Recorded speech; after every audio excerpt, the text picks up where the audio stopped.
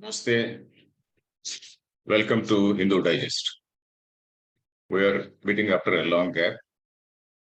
Today's subject is about what to teach our students and how to teach. What to teach and how to teach, particularly the grown-up students. This question has been raised by a recent film named Kerala Story, which we all know. And in that film, we have also seen the discussion between two girls. We were never taught about what our religion is. And there are so many questions from other religions. Other people say, oh, how can you worship Rama, who could not even protect his own wife? And how can you worship Shiva, a person who was crying after his wife was killed? So some questions like that. And how can you worship Krishna, who was dancing with lot many girls? So something like that. Various questions are put on the Puranas. Various questions are put on the Puranas by the students of other religions. But our people, they do not know. They do not know our own religion. They do not know the religion of other people also. And we often feel that we are helpless and we do not know, and ours is a very confusing religion and whatnot. So that is the reason why we have to know what exactly we have to teach and how to teach. What should we teach? For instance, the moment we think of teaching Hinduism, we think of asking a child, okay, put on a tilak. Of course, I am putting on a tilak. That's just because I came out from my puja. Put on a tilak always. And then you also wear a shikha, which I don't wear. I am supposed to wear a shikha as a good Brahmin, but I am not wearing it. Wearing means I am not sporting a shikha. And you are supposed to say Jai Shri Ram. And then you are also supposed to worship cow. These are the external things which people say. Usually, all our people say, oh, you have to do this, you have to accept yourself. When somebody else is having a beard, why can't you have a shikha? So, these are the things which we cannot tell grown up children, particularly in our tradition, because our tradition means it is a totally free tradition. There are hundreds and hundreds of traditions which are there in the broad spectrum of what we call Hinduism. So you can't force people. Whereas in other religions, they can force people because there is only one book and then there are only one type of instructions. You have to jolly well do that. If you are a follower of so and so, you have to jolly well do that. Whereas in our tradition, if I don't believe in Rama, I continue to be a Hindu. If I don't believe in Shiva, also I can be a Hindu. If I don't believe in Krishna, also I believe in Hindu. I am a Hindu. Even if I don't believe in any God with form or name, I continue to be a Hindu because I can say, oh, I am following what the Upanishads say. Upanishads, they talk about one formless reality. So I can quote some philosophy and then say, I am a Hindu. So, like that, there is so much of freedom in Hinduism. If Rama is, say, deconstructed or Ramayana is deconstructed, Hinduism is not deconstructed. Hinduism is very much there. Hinduism is very strongly based on philosophy. So, what we have to tell our kids is that it is a religion which is based on philosophy. It is not a religion which is based on faith or belief. So, here we have to see in the world, if we see, there are two types of religions. One is the religions which are based on total faith. They are what we can call the Abrahamic religions. Abrahamic religions are those which came from Abraham. Abraham is the originator. Abraham was the man who started Judaism. And Judaism, of course, we know that is now very weak. Even from the beginning, it was very weak. Most of the Jews, they were, all the Jews for most of the time they were slaves under the Roman rule, and later also. So that was the position of Jews. So we are not talking about Jews. After Jews, now then comes Christianity. Christianity also, they were most of the Jews who got converted to Christianity. They continued to be slaves till about third century or beginning of fourth century. Then only they got some support from the kingdom, and then from then they did not look back. And in the 7th century, we know that Prophet Muhammad, he started his religion, that is Islam. So when Islam and now the two Abrahamic religions are the most powerful religions, we all know. They are the religions which have been fighting for the domination of the world right from the 10th century onwards. Right from 10th century, they said, yes, our religion alone has to dominate the whole world. Our religion also. So the same way, Christianity also went about conquering, killing people, and then destroying local cultures and all that. The same thing was done by Islam. So now India is now the pasture. It looks like a very green pasture for them, unexplored pasture which has to be eaten. So these two religions they want to devour Hinduism. So that is the reason why, particularly in schools and colleges, in the last 15 years, we have been seeing.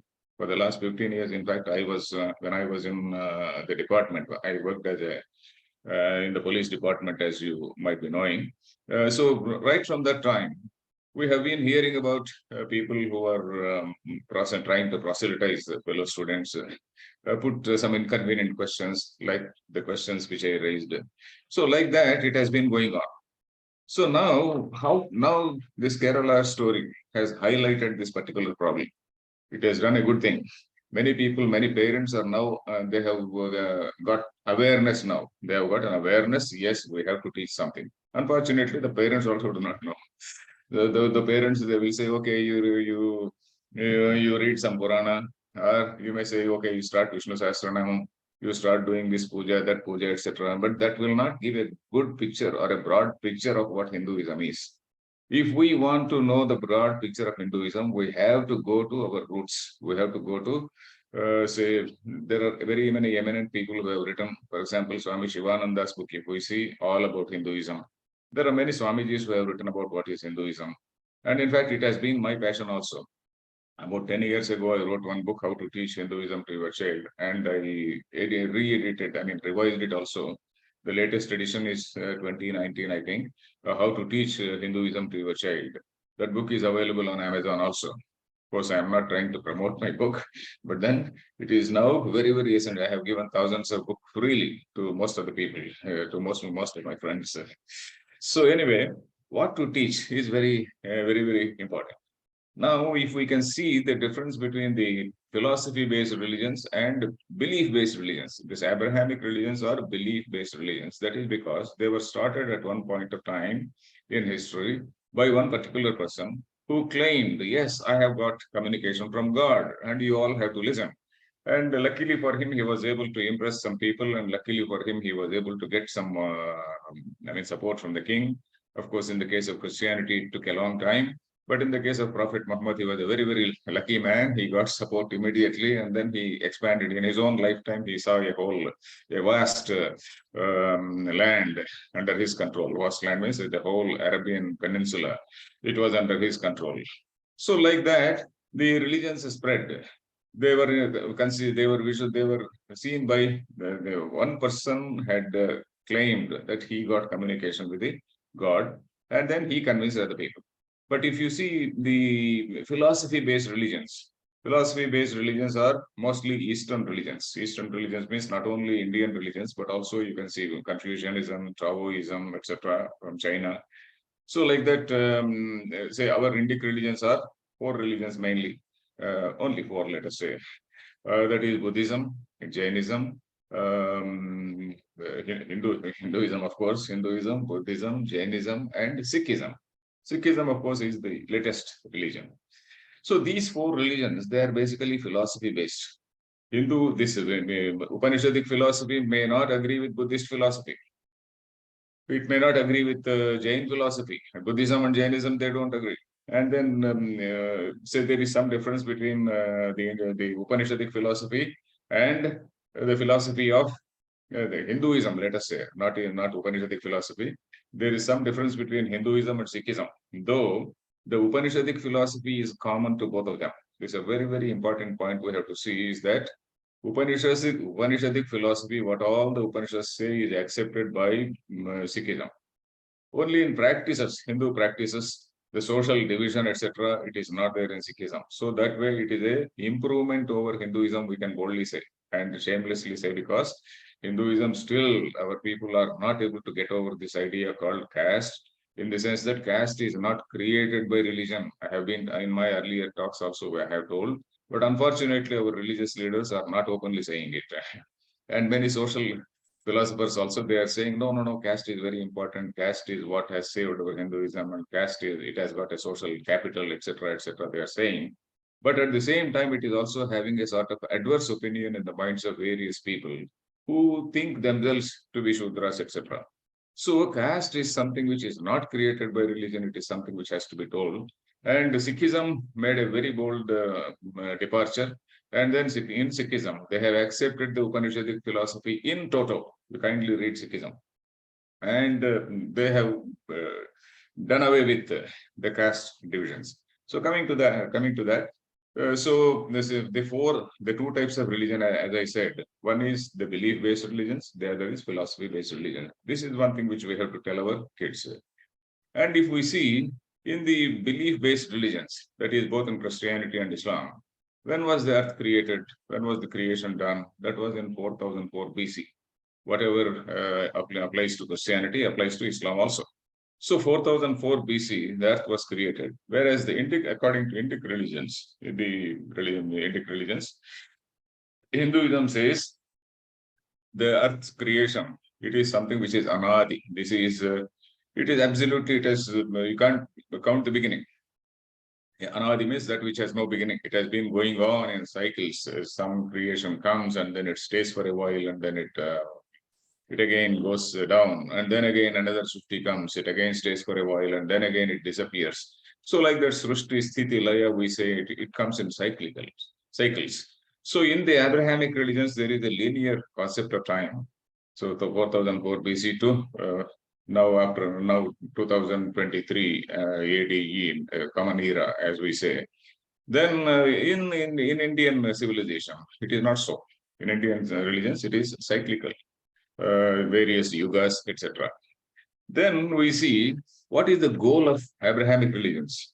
The goal of Abrahamic religions is to just to believe in that whatever the text says. And the goal is to attain heaven. You be a good believer, you believe in this God, and then you will go to heaven. If you don't believe in this God, you will eternally languish in hell. So that is what they say. Whereas in Hinduism, the goal is not to go to heaven. Heaven, of course, is also there. Heaven is thought of at a lower level. It is a lower goal. Because what do we have in heaven? So here also you go to a pub, you enjoy, you drink, you dance with girls, and then you stay, you enjoy. So that is what happens in heaven also. Then what is the great difference? What is the great spiritual enlightenment, or what is the great eminence which you have got? Nothing. So heaven, in our view, in the view of Indic religions, is only a small attraction. It is only like a lollipop. Bhagavatam says it is almost like a lollipop, which is shown as a sort of incentive to do good work. So heaven is a lower goal. What is the actual goal of a human being? Actual goal of a human being is to know what is the final reality, ultimate reality. What is you? What is your nature? What is the nature of the supreme reality? So you have to investigate. Each person has to investigate and know and then try to go to that level, achieve that level. So each person is supposed to investigate what is the nature of divinity, what is the nature of supreme reality, who am I, how can I become the supreme reality. That portion is called what is called sadhana. In Buddhism, the goal is to become like Buddha. In Jainism, the goal is to become like Jaina. Of course, Sikhism, I am not very sure. But in Hinduism, the goal is to become like Brahma. That is, your individuality, your individual ego is totally obliterated. The individual, I am no longer a Hindu, I am no longer a Brahmin, I am no longer so and so. I try to become God in the sense that I love everybody unconditionally. There is no question of believer, non-believer, etc. I love not only human beings, but I love every living being unconditionally. Just a person, an enlightened person, cannot do any harm to anybody. So that is the goal. That is the goal in Indic religions. Then the Abrahamic religions, if we see, they divide the world into two categories. One is believer and non-believer. Just if you are a believer, yes, you are our man. If you are not a believer, you are our enemy. And my duty is to convert you. And God has given a mandate to them, unfortunately. Yes, your duty is to convert. In fact, the God could have created all of us into his own tribe, but unfortunately, he did not create. He created only some people and then forced them, okay, go and convert. So there have been the moment a person is born in a particular religion, there is a burden on him to go and convert people and then to try to tell them, yes, you belong to an inferior religion. I belong to a superior religion. You have to come to my religion. So something like that, he has to argue and then he has to convince people and then convert people. And if you don't get converted, I have got a right to kick you. So that also is there. If you don't convert, the God has given me a right to kick you. So even if I don't bother about the Abrahamic religion, even if I just want to keep away, they are not allowing me to keep away. They are not allowing me to say stay safe, because they come at my doorstep and then they say, yes, you have to convert. So that is what is Abrahamic religion. They divide people into two. One is believers and non-believers. Then what is the highest reality? What is the highest reality according to Abrahamic religions? According to Abrahamic religions, it is one God who is sitting there in heaven. It is as opposed to him, there is one person called a Satan or Satan who stays in hell. And there is some hierarchy, and then God constantly intervenes, and then God constantly guides people. God constantly tells his followers, you do this, etc., etc. Whereas in Hinduism, God is also several gods are accepted. I'll tell you why. Several gods are accepted. But what is the ultimate reality? The ultimate reality is absolutely it is not a person at all. You don't call the supreme reality as a him or her. It is not a man, female, neither Nasri, nor woman, nor Shanta. It is not a man, not a female, not a male, not a eunuch. It is not even a being, not even a being. So it is something which is of the nature of pure consciousness. Pure consciousness which is pervading infinitely. So infinitely pervading consciousness is what we call Brahman. When we call Brahma, it is something which is a neutral term. And we refer to it as the pronoun used for it is it. That thou art. You might have heard about that you are or that thou art. Tat tvamasi. Tat means that. Tat in Sanskrit is English that. And what is that is a neuter gender, not a masculine or feminine. So we call that supreme reality as that pure consciousness, which has got a power to manifest as matter. So consciousness is appearing as matter. So that is what is the highest reality. And regarding that, there is a debate.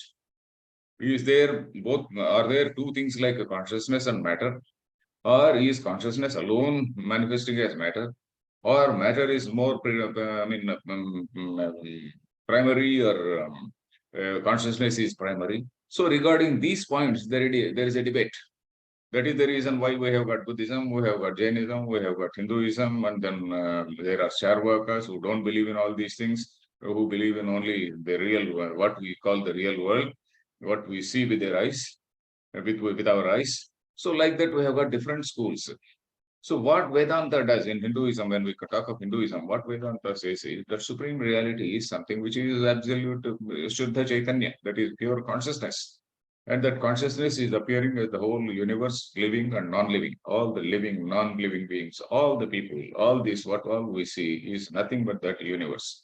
So this is what they say. Then how did you get all these gods, Rama, Krishna, and all these gods, Vishnu, Shiva, all these gods? Then what we find is that in the society there were already so many traditions. You see, Upanishads, they are debates, discussions by hundreds and hundreds of philosophers, whom we call rishis. So they are at a higher level. But at the common man's level, there was already a religion. Some people in one particular area, they were following Vishnu. That Vishnu's worship was predominant. In another place, Shiva worship was predominant. In another place, Ganesha worship was predominant. In another place, some Shakti worship was predominant. So, like that, there were so many traditions which were already there. Then there are two options before these philosophers. One is to destroy all these people. One is to destroy all these people and say, yes, there is only one supreme reality called Brahman. There is nothing like, there is no such thing like God. There is no such thing like worship. There is no such thing anything. But then the other option is to allow all these things. So the rishis, they followed the second option. They said, let all these things be there. But let us tell them, you worship Vishnu. We don't have any problem. But then you accept this. You have to have this philosophy in your mind. You are not worshipping some small god called Vishnu, who is there sitting in a place called heaven, which is also a small place. When we say that heaven is there somewhere in space, then what are we doing? You are actually insulting God. When we say that God is in heaven, so he has got a physical location. And he is a very limited person. He becomes a very, very limited person. You are actually insulting God when you say that God is in heaven. So you can't say that. So that is the reason why when you say Vishnu, you tell that Vyapnoti iti Vishnu. Vyapnoti means that which pervades the whole universe. That is what is Vishnu. Then when you say Shiva is the boss, or Shiva is the ultimate reality, yes, you put the same philosophy on Shiva. So you superimpose this Upanishadic philosophy on Shiva. All the Shaivites, they will say, yes, we follow Shiva. Shiva is the supreme reality. And then they, at the back of their mind, at least the learned people among them, they know that they are following one higher philosophy. There is a higher philosophy in the background, and there is a religion for the common man, because the common man requires a religion. If you go to the common man and if you talk, say, this absolute Vedanta, all these Vedanta debates, he will not know anything. He will not know anything. And it will be very difficult to enforce ethics and morality in society. So if you want to enforce ethics, one way or the most efficient way is some religion. So that is the reason why Christianity or Islam, they have been very strictly enforcing some code of ethics. So here also it is needed. So you said, okay, you worship Vishnu, you do this ritual, you do this act of charity. You have to tell truth, otherwise Vishnu doesn't like. You tell you be righteous. So all these things. So this is the reason why various traditions have been allowed. Vishnu, Shiva, etc. All these traditions are allowed. And again, we are having two levels of gods. One is the gods which are there in the Puranas, Vishnu, Shiva, etc. The second is the avatars. Two main avatars are Rama and Krishna. The two main avatars, both are in human form. So they are Rama and Krishna. They are said to be the avatars of Vishnu. Though there are many other avatars, they are not so popular. The most popular avatars are these two only. Then Shiva is not an avatar. Shiva is one of the primary deities. That is the Puranic deities. So we have got Puranic gods and Itihasa gods. So then that is the reason why we have got several gods. And then we also say, our philosophy says, what you worship, whatever form, all the worship goes to one reality. That is at the philosophical level. At the level of Upanishads, what do they say? They say, in whatever form you worship, it all goes to one reality. That is the reason, that is what Gita says, yo yam tanum bhakta shraddhaya michhati, it says. But in the Abrahamic religions, it is not so. You have to worship this God alone. All other gods are forms of Satan. So you have to worship our God only. And all other people are forms of Satan. But whereas our people say, you worship any form. And in fact, Krishna goes on further. And then he says, you worship any other God, I don't mind. It is all those things are coming to me only. So he is not a jealous God. He doesn't say, yeah, I am a jealous God, etc. He doesn't say. So that is what that means the spirit of tolerance, the spirit of acceptance, the spirit of tolerance, etc., has not come to us from our constitution. Liberalism, tolerance, etc., all these principles, they have gone from Hindu religion to the Western people. Because till 18th century, the West did not have these concepts of liberalism, equality, etc. So only after the 18th century Enlightenment, they got these ideas like liberty, equality, and then tolerance and pluralism and all these things. So till that time, they did not have. Let us see history. So then they accepted it. They accepted these ideas like this liberalism, tolerance, etc. So but they are the core principles of our Upanishads. So that is the reason why we accept anybody. We accept all gods, and then today I worship this god, tomorrow there is another festival, I do worship that also. And I don't mind, because at the back, I use the same mantras from the Upanishads, which say that all gods are one. Because when you are worshipping Shiva also, the same mantras are used. When you are worshipping Vishnu also, the same mantras are used. So I know that at the back of it, there is only one reality. So that is one thing. And there is no pressure on converting other people. In Indic religions, there is no pressure on converting other religions, converting other people into our religion.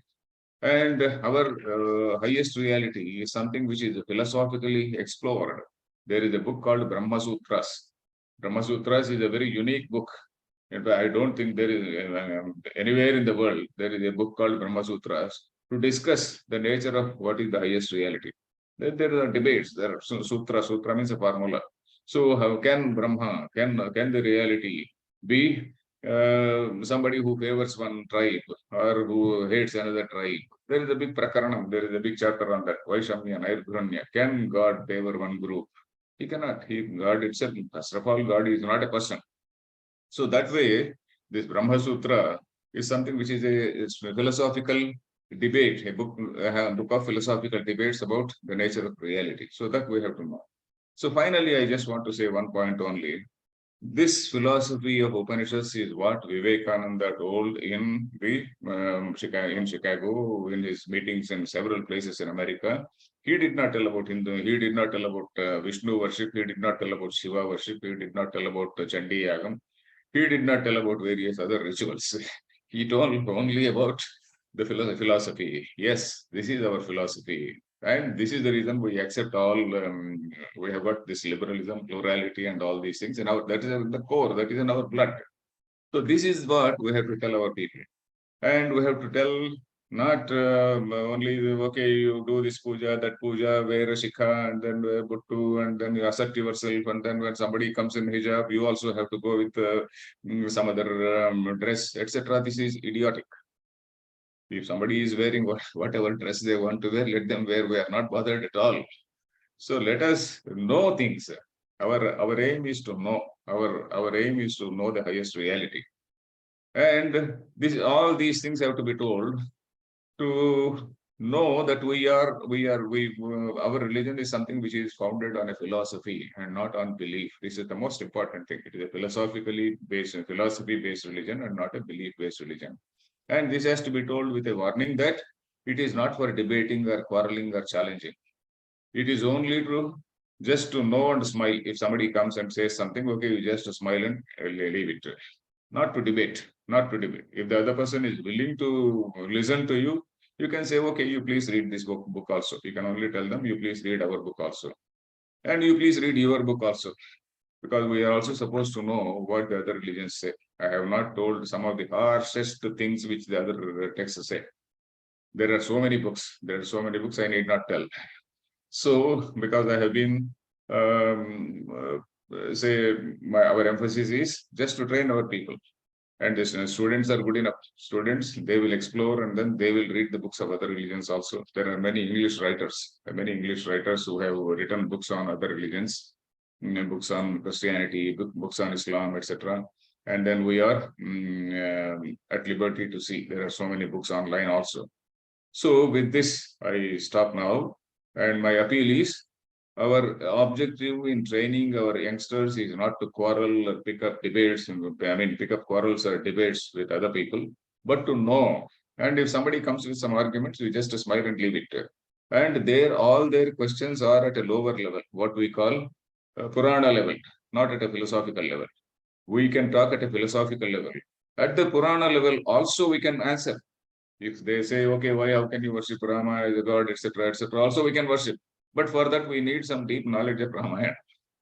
You need some knowledge of Ramayana, you need some knowledge of Mahabharata to know what the character of Rama is, how Rama as a human being, because Rama is as a human being, he is only showing ideal behavior of a human being. So we are supposed to follow what Rama did. So that thing, we can know the greatness of Rama only when you read Ramayana. Till that time, we don't know. So our students should also read Ramayana in original, not some film-based story. Even Mahabharata, not the B.R. Chopra-based philosophy. That is what B.R. Chopra showed on TV. Was not actual Mahabharata. There is some sort of change, many changes and embellishments. So you have to read the original Mahabharata and original Ramayana of Valmiki. Only then we will know what exactly is in our books. So with this, I stop. Kindly think on these points and try to know. Go to the Ramakrishna Mission bookstall and immediately get hold of the books of Vivekananda on Karma Yoga, Jnana Yoga, Bhakti Yoga, etc., in your own native language or whatever language is comfortable for you, and then you try to read. So that gives the basic philosophy of our Upanishads. So thank you.